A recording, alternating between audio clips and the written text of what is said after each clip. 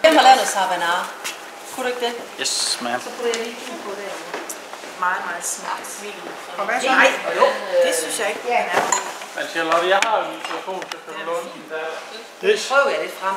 Jeg har ikke nogen noget, der er rigtig Super. noget forkert. Hvad sagde du? Er der låst derinde? Ja.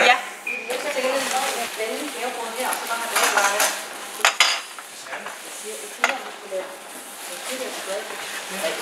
Ja, drikkebord, ja. Drikkebordet. Ikke også? Det her, det er Det lyder jo noget, ja. Det er også cool.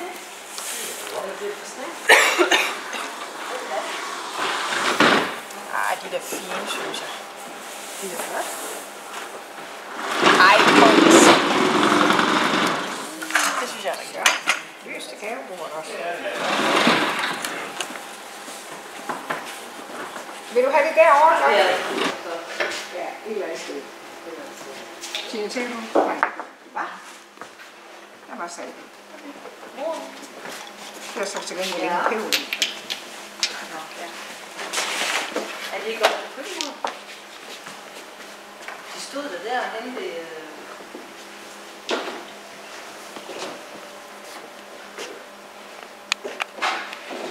Du har selv haft fat i den sidste, du havde...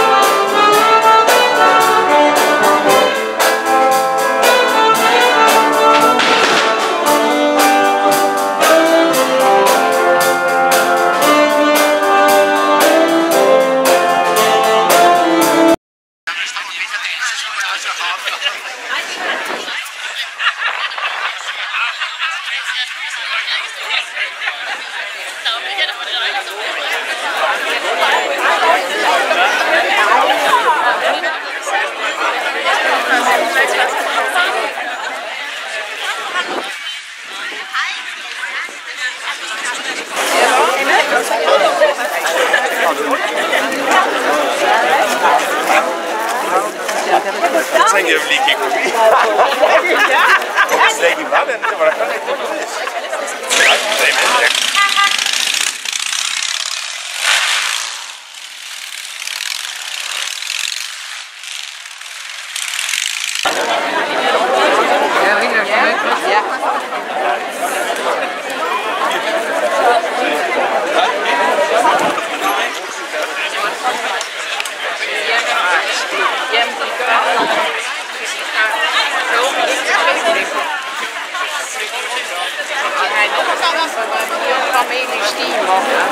Nej, det kører han jo.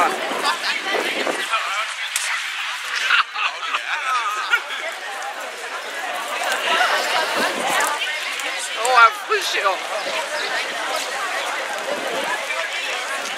Smil til fotografen.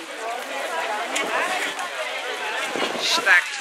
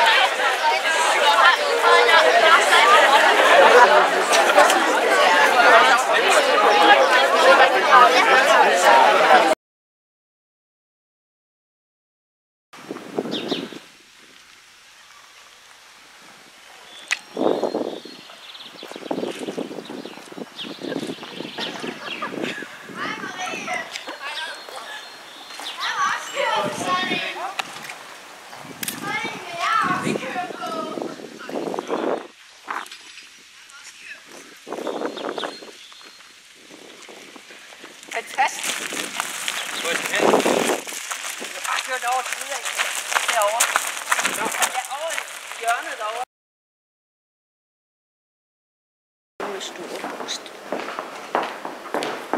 Det er fint, det der er kommet.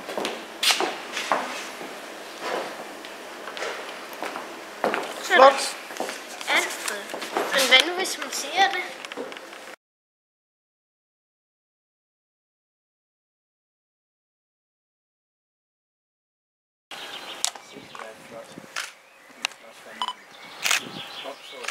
Prøv at stå pænt.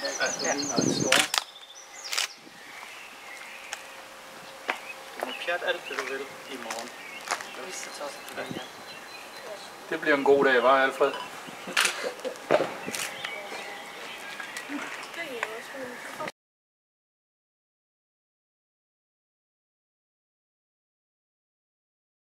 Alene herovre.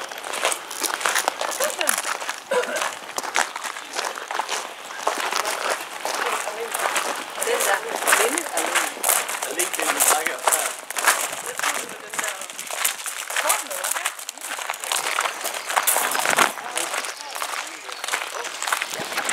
Ja, det er sådan helt anderledes. Jeg kunne se det. Det kan godt stå, det er også... Det er altså ikke alt. Få du på det.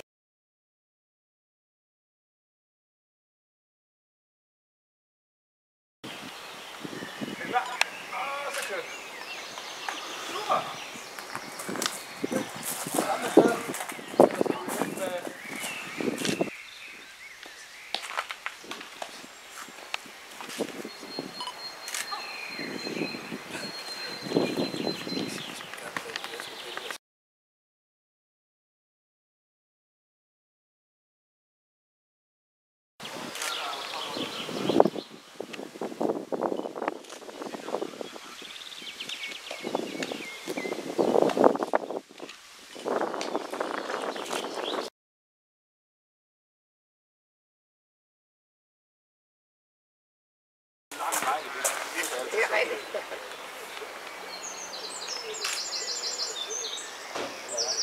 Som man siger, næste gang man skal i billeder til konfirmation, så ringer jeg bare til jer. Ja da. Det er kun så godt. Og hvis man ikke er til alkohol, er det her. Det er for rigtig flugt på sådan noget. Hvis det er mæt også. Det er uden alkohol. Det er alkoholfri.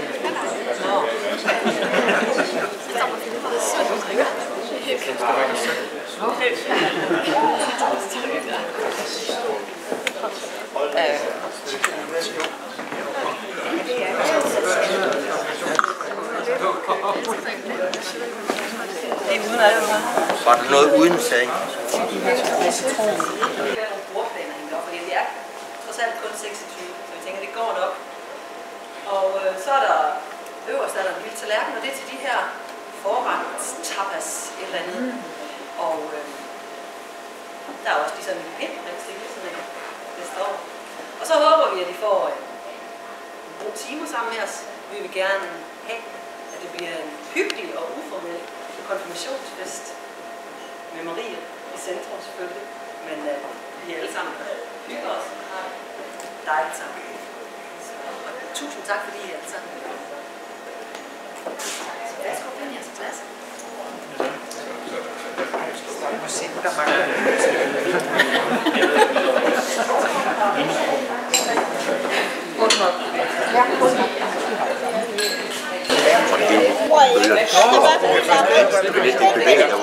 Det er fantastisk oplevelse. Vi havde besøg af nogen fra København den weekend der, hvor der først var Dora, der hedder Igor. Og så da Igor ankom, så kørte vi simpelthen ud til Torsminde, og så prøvede at stå ud på lidt noget andet. Det moderne dans kan du måske også komme ind over, Marie. Sådan er det jo. Når man har friskoleforældre, så er det jo den slags ting, der sker.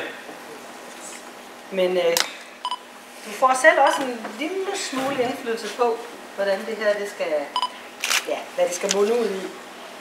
Så med lidt inspiration, måske, ja, måske er der nogen, der kan gætte hvorfra, så har vi to.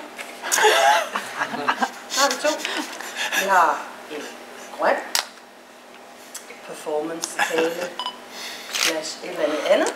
Og vi har en gul performance slash noget andet.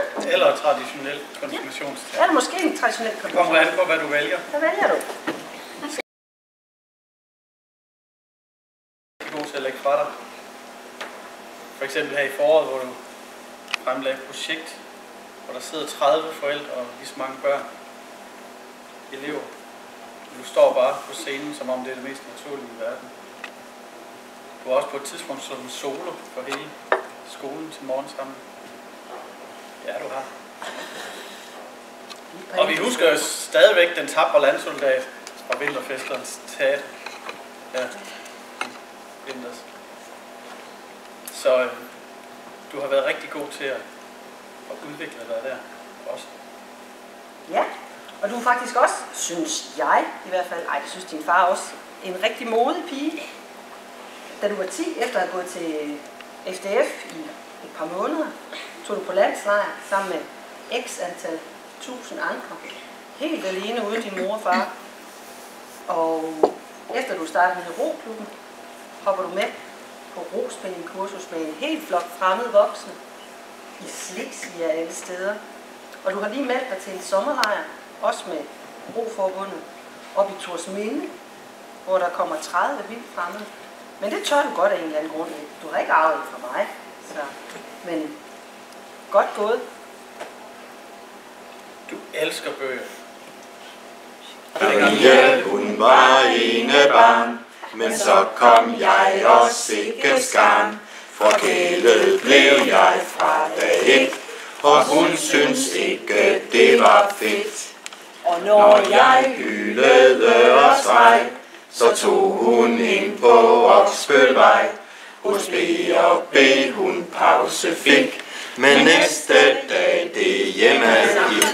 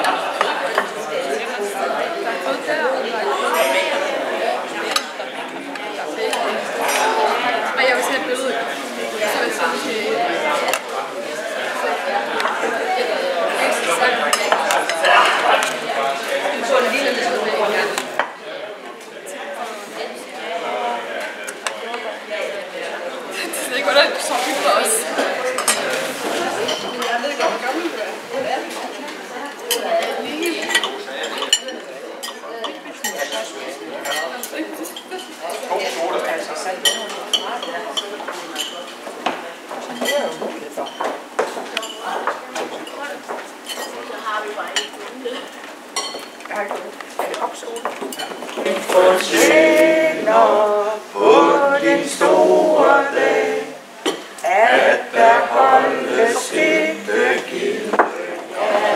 Ja. Ønsker du at gå med kjole? Nej. Nyder du at gå i skole? Ja. Drømmer du om prinsen på den hvide hest? Og måske han hedder Ole. Ja.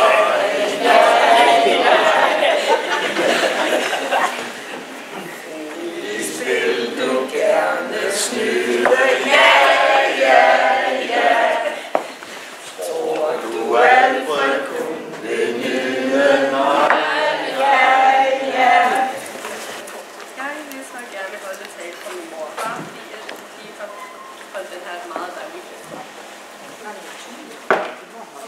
Okay, det er godt.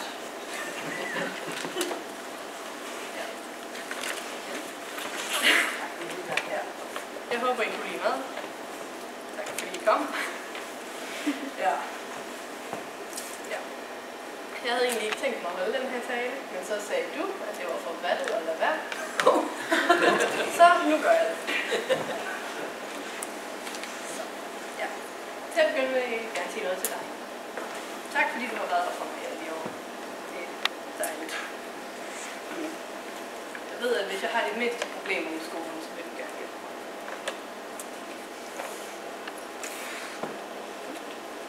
Ja. En anden ting, jeg ved, er, at hvis jeg kommer hjem fra skole og er lidt ked af det, så er du den første til at opdage. Ja. Så er det til dig nu. Ja. Jeg vil gerne sige tak for alle de gange, du har taget mig med ud og fisk. Selvom du har familien i går, som jeg er meget sur over. Det kan jeg godt forstå. Ja. Jeg er glad for, at selvom du ikke altid kunne være der for mig, da jeg var lille, så kan du det nu, og det er vigtigt. Og nu vi taler om dengang, jeg var lille, kan vi så huske dengang på dybet, hvor du kom til at give mig nattøj på. Og jeg så bare kom til, eller jeg ikke kom til, jeg blev mega sur. Og ja, det er jeg ked af. Jeg er meget taknemmelig for, at I kunne holde mig ud, da jeg var lille. Og jeg er sikker på, at jeg ikke har været sådan, det letteste barn at have med at gøre. Ja. For eksempel dengang, hvor jeg kom til at spille sofaen. Det er jeg også ked af. Du er tilgivet. Ja. Og sidst men ikke mindst vil jeg gerne sige noget til dig. Ja. Og tak fordi du ikke døde, da du faldt ned fra flagstangen. Det var så fedt. Ja. Og nu til noget helt andet. Du er den bedste lillebror, man nogensinde kunstner. Tak. Det var så lidt.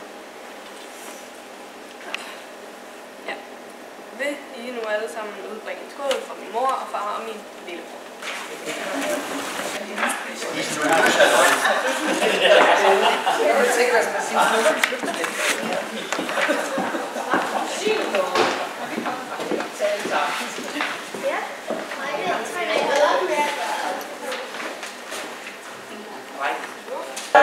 Hun var så sød og fin. Det var som en Marie. Hun spredte glæde, liv og lys. En nem og nuttet baby, der sov til klokken 7. Ja, straks hun havde charme, et usædvanligt eksemplar. Min brud, der roser dufter, spørg bare selv min far. Og snart hun var til farver, de overstod det klokkeklart. Den lille tussi cirkler gør tæppet mindre bart. Hos mormor tit på ferie, de samme tog til strand og vand. Til en til de trængte is til den søde tand.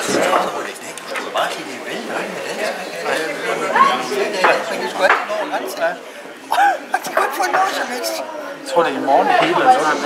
Okay. Der er en eller anden dag, som... Ja, altså, vi har en eller anden dag.